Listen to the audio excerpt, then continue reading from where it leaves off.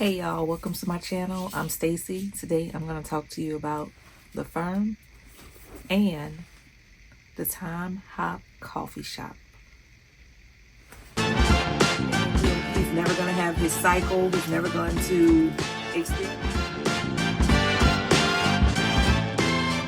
And I like this book. I really love that book, but I'm interested to see. I ain't gonna say they drugged for the family, but they were very fancy. But I will read this book, give it a chance and see.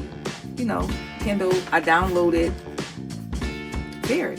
So I have the first 3 books of those, which I do plan to read. So starting out with The Firm, this book was not picked by me. It was by one of my book club members. So we need you to either help us. I know. He was like, do they have a healthy sex and she picked this book.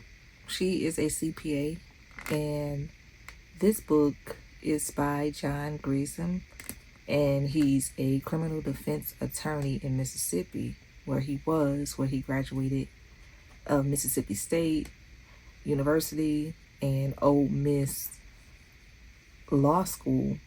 And he also he served 2 terms in the Mississippi House of Representatives.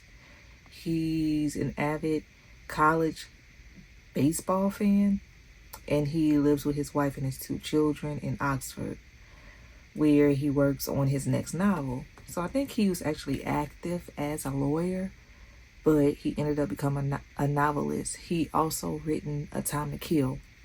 I didn't read that book, but I did watch that movie with Samuel L. Jackson and Matthew McConaughey in that movie. But this one has a movie adaptation for it with Tom Cruise, and also there's a series with a different guy.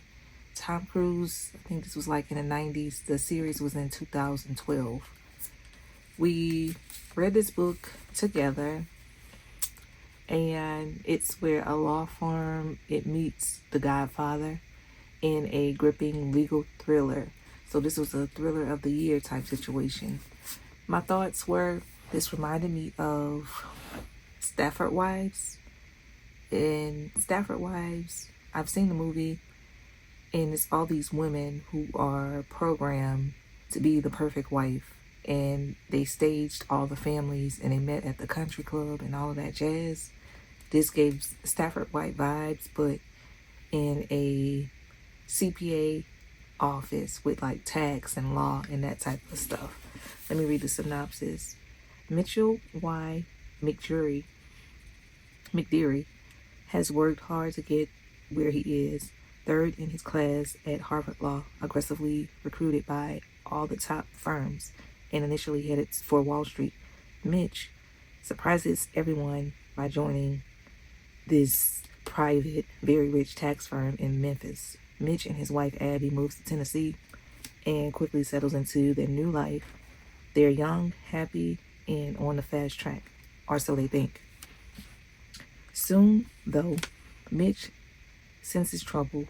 2 of the partners die in a suspicious diving accident off the Grand Cayman, and the firm's manager is overly proud of the fact that no one has ever resigned, and the security measures at the firm are, even for a company with a billionaire's clients list, more than a little stringent. There suddenly, Mitch's vague suspicions come to life when, while eating alone at a nearby diner, he's approached by a man named Terrence who claims to be with the FBI. Terrence tells Mitch that the firm's security people have bugged his phone, his house, and probably his car. He's in great danger and should be extremely careful that he cannot tell a soul of their meeting, and the FBI will contact him again soon. Then he's gone. And Mitch is told that the FBI has been studying his law firm for years, and while they have few legitimate clients, they are most assuredly not a law firm. When Mitch learns what they really are, he is at first shocked and frightened. When he learns what they really do and how they do it, he's terrified. And when Terrence tells him the FBI needs information inside the firm, he realizes he's trapped. The FBI will be bust him if he doesn't cooperate, and the firm will kill him if he does. There's no way out, or is there? So, this was a great story. I will say, I will give it that. It was a great story. The nuances of how they told it was great. The characters were awesome. The author in this time, he wrote it in 1991, and he was descriptive. And this was very much written for a white male, to say the least. It was never meant for a group of black women or women to read this book. Maybe so. It had the African Americans in this book were basically the help. They were not any subplots or any sub characters. They were just the cooks, the cleaners, the maid, the back of the house, the servants. And he made a point to say that no black people were allowed to work in this firm, which was the case in that time. And still today, CPA, you usually have one black person working in that type of situation. So the book in itself was not racist.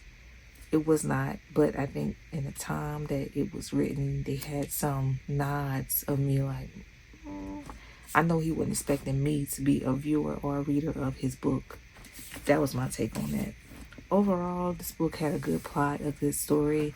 I think that, okay, this was a legal thriller. I read the hardcover of it. Most of the people in the book club, they listened to it. Rebecca picked it. It took us an average like 5 days to finish it once you got into it. Would I read it again? No. Would I recommend this book? Yes.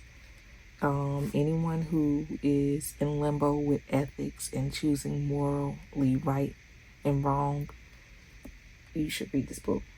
There's an independent, strong woman in this book, and she's a secondary character, but she had a voice. I will say she did that, but it was husband, wife, and he made some mistakes in this book, and he got strung along with his career. It was triggering at times because of the point of view from the author that he was writing in. It just wasn't a voice for me that I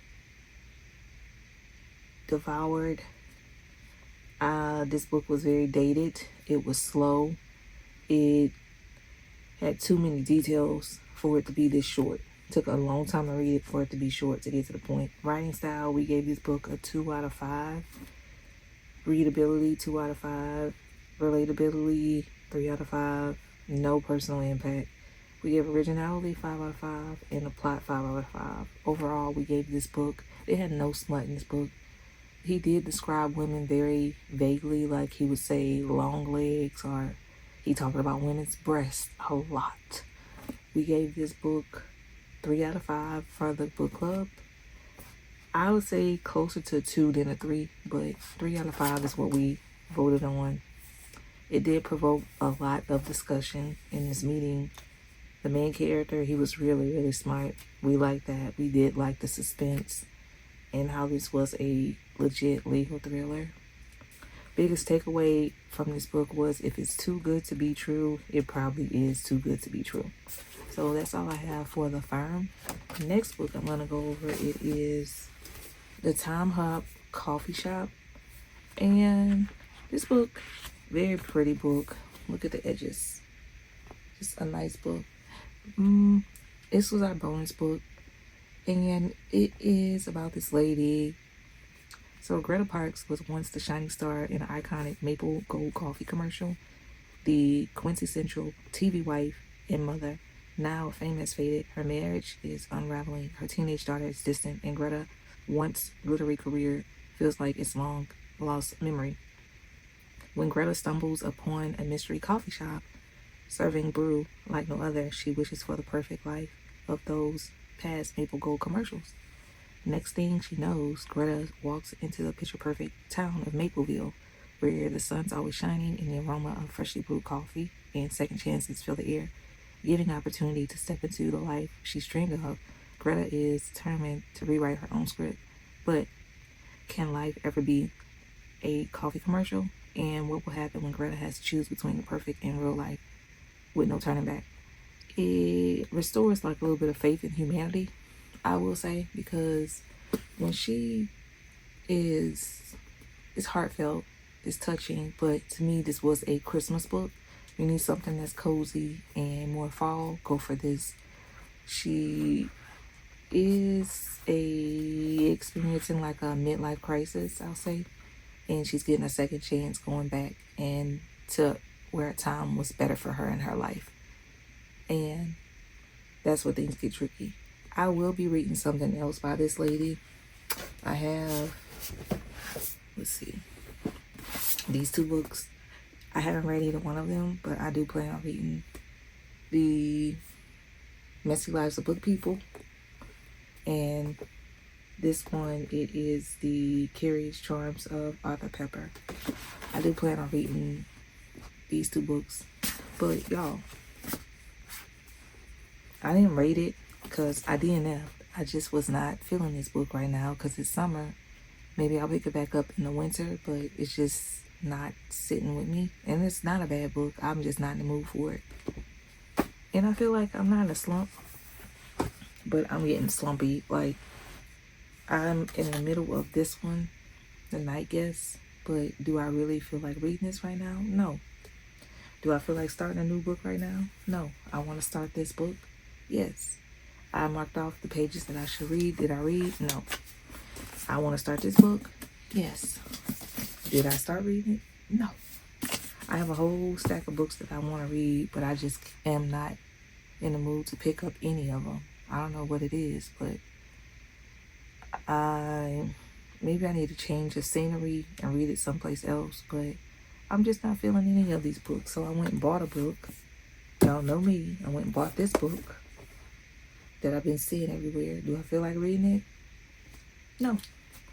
I don't feel like reading it. It's summertime. I pulled out all my summer books. Do I feel like reading any of those? Absolutely not.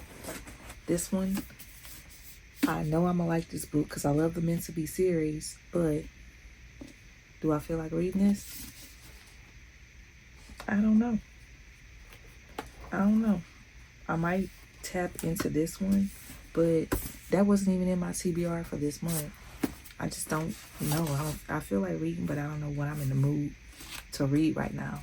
So, what do y'all do when y'all have a lot of choices? All these choices. Even a library book. I don't feel like reading that library book. This one. Don't feel like reading it. It's fantasy. And the reason why I don't feel like reading it, because this is fantasy. I feel like this is not fantasy, but it is a Greek, so mythology. This one I feel like is king and queen. Don't feel like reading it. This is like 4th in a series, I found out. Don't feel like reading it.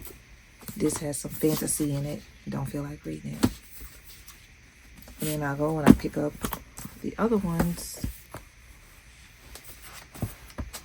Maybe don't feel like reading this. I have her other book I need to read, Flawless. Don't feel like it. And then I just pulled this one out. And I don't feel like starting the book. Now, the good thing about it is my book club member has picked 2 of her books. One is called Hurricane Summer. I'm waiting for that to come in. And also she has 24 Hours in Paris. I know I like those, so I guess my mind is already mentally waiting for those to come in for our next book club meeting. But until then, I need to find something to read. So, yeah, that's just where I'm at right now with my reading. I don't know what I want to read, but I'm going to go through these and just maybe a Frida McFadden book, maybe a Colleen Hoover, I don't know, something just to get me out of this limbo. Yeah, so that's all I got for y'all today. Thank you guys for watching. Like, comment, subscribe, do all the things. And what do y'all do when y'all feel like that? It's just blah when you finish a book. Because I did finish that book, Once Upon a Royal Romance. Did I give it away? Might have gave it away already. I finished that one. It was okay. Like, the book was okay. I need like a 5-star banger right now. I feel like I'm sitting on a 5-star and I can't pull it out. Like, once I get back in a roll of reading these 5 stars, I'll be good. But these books have all been like, okay, at best. Like, okay.